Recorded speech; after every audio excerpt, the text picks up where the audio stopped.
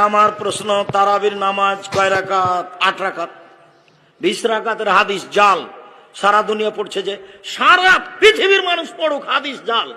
বাইহাকির হাদিস, যেটা ইয়াজিদ বিন খুশাইফা তিনি বলছেন যে ওমর বিন খাত্তাবের জামানায় 20 রাকাত পড়া হতো, সাহাবীরা পড়তো।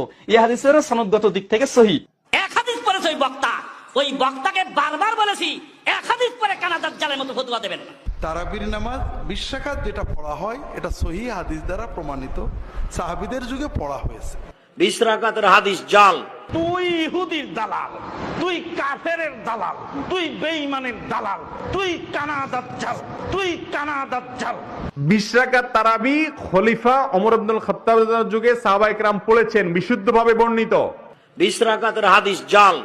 এক হাদিস পড়েছে ওই বক্তাকে বারবার বলেছি, এক হাদিস পরে কানা দাজ্জালের মতো ফতোয়া দেবেন না।